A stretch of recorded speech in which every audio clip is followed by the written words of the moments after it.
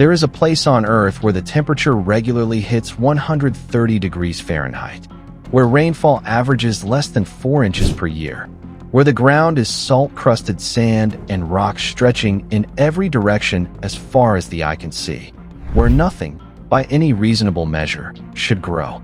And yet, right now, in the middle of the Arabian desert, center pivot irrigation systems the size of football fields are spinning slowly in the heat. Green circles of wheat, alfalfa, and vegetables visible from space, punched into the sand like emerald coins dropped on a brown canvas. Saudi Arabia, a country with almost no rivers, almost no rainfall, and almost no naturally arable land, is one of the largest agricultural producers in the Middle East. It exports dates. It exports wheat. At its peak, it was actually exporting water, embedded invisibly inside the crops it sold to the world. A country made almost entirely of desert, feeding itself and its neighbors. How? And more importantly, at what cost? To understand what Saudi Arabia is attempting, you first have to understand what Saudi Arabia actually is. The Arabian Peninsula covers roughly 1.25 million square miles. Saudi Arabia takes up most of it, about 830,000 square miles of territory. For reference, that's roughly a third the size of the continental United States. Of that land, approximately 1.7% is considered arable under natural conditions. 1.7%. The rest is desert. The Rub al-Khali, the empty quarter, in the south is the largest continuous sand desert on Earth. Nearly 250,000 square miles of rolling dunes, some reaching 800 feet high, with summer temperatures at the surface exceeding 145 degrees Fahrenheit. There are no permanent rivers in Saudi Arabia, not one. The entire country relies on wadis, seasonal riverbeds that flow only after rare rainfall events, and on groundwater locked beneath the desert in ancient aquifers that stopped being refilled thousands of years ago. This is the landscape Saudi Arabia decided to farm. Not because it was easy, because it had no choice. Saudi Arabia has a population of approximately 35 million people. It imports roughly 80% of its food. That number, 80%, should stop you for a moment. 80% of what Saudi Arabians eat comes from somewhere else. From the United States. From India, from Brazil, from Ukraine, from supply chains that stretch across oceans and continents, and that can be disrupted by pandemics, by wars, by droughts, by politics, in ways the kingdom cannot control. For a country sitting on the world's second largest proven oil reserves, food dependency is a strategic vulnerability that keeps Saudi planners awake at night. If global supply chains broke down, if shipping routes were disrupted, if major grain-producing nations cut off exports, if prices spiked beyond what even oil wealth could absorb, Saudi Arabia could face a food crisis within weeks. That existential anxiety is the engine behind everything the kingdom has done in agriculture for the past 50 years. The desert farming program isn't about profit. It isn't about pride. It's about survival. The key to Saudi Arabia's agricultural program lies underground. Beneath the Arabian Peninsula, locked in porous rock formations hundreds of meters below the desert surface, sits one of the largest reserves of fossil water on Earth. The Sak Aquifer, the Wajid Aquifer, the vast underground systems that together hold trillions of gallons of ancient water.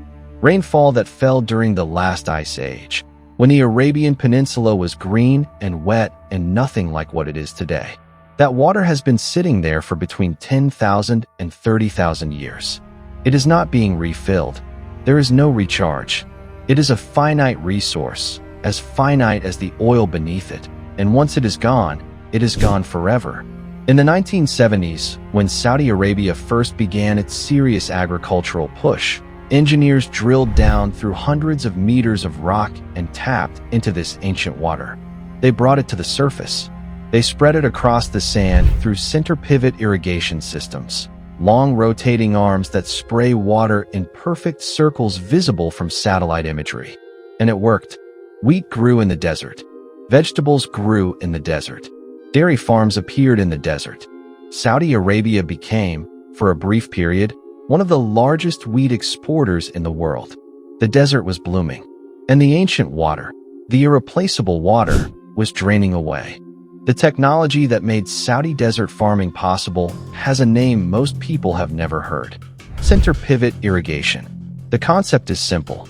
A long arm, sometimes stretching a quarter-mile from a central pivot point, rotates slowly around that center, spraying water as it moves.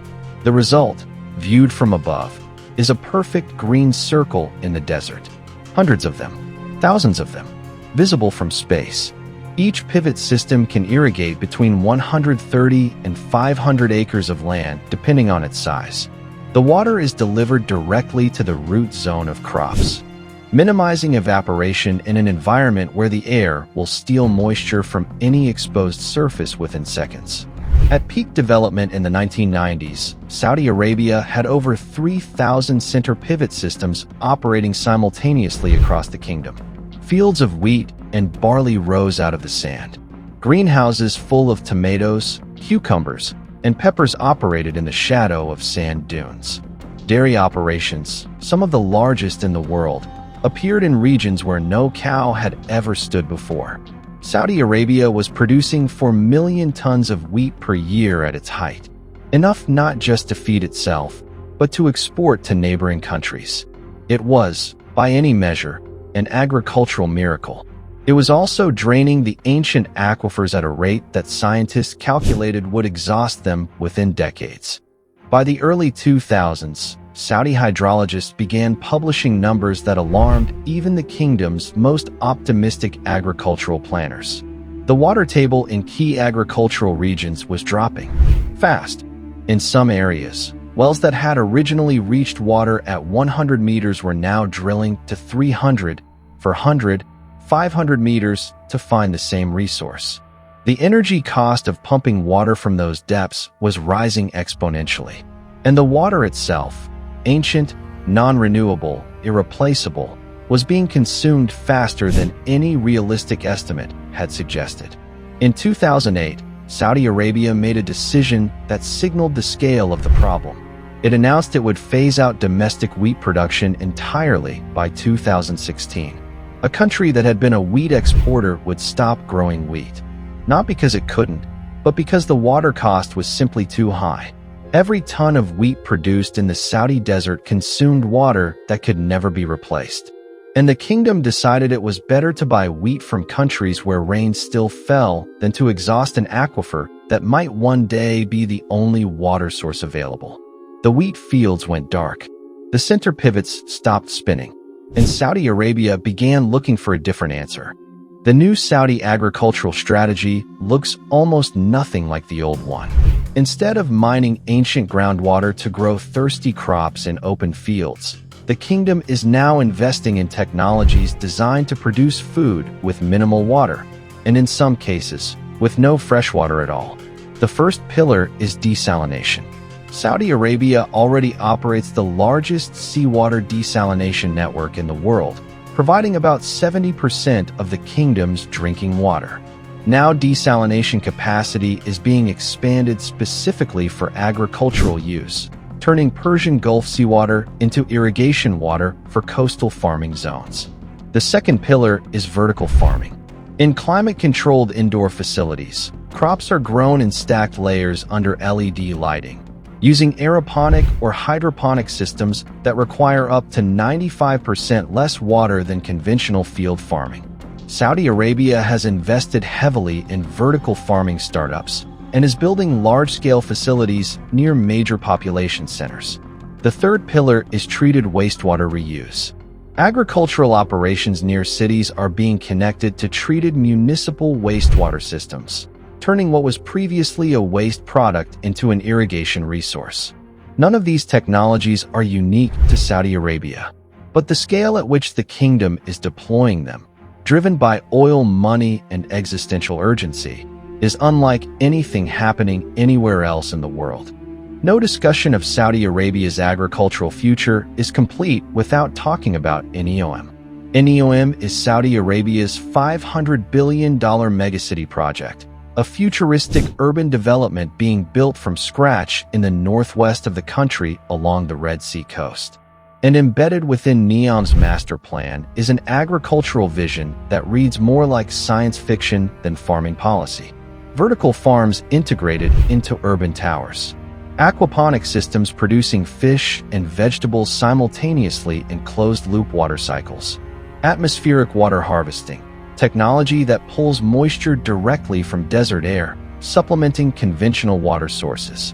Solar-powered desalination plants providing irrigation water with zero carbon footprint. The NEOM agricultural plan is designed to make the city 100% food self-sufficient, producing everything its residents consume within the city limits, using no external water sources and no fossil groundwater.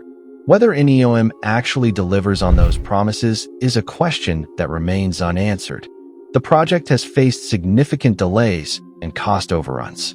Some analysts are skeptical that the technology can deliver at the scale required. But the ambition itself tells you something important about where Saudi Arabia believes it needs to go. The age of farming the desert with ancient water is over. The age of engineering food from the desert itself is beginning.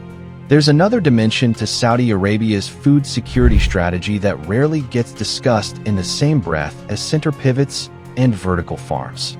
Since the 2008 global food price crisis, when commodity prices spiked and several major grain exporting countries briefly restricted exports, Saudi Arabia has been quietly buying farmland overseas. In Ethiopia, in Sudan, in Pakistan, in Ukraine, in Argentina, Saudi agricultural companies, backed by sovereign wealth funds, have purchased or leased millions of acres of productive farmland in countries where water is plentiful and soil is fertile.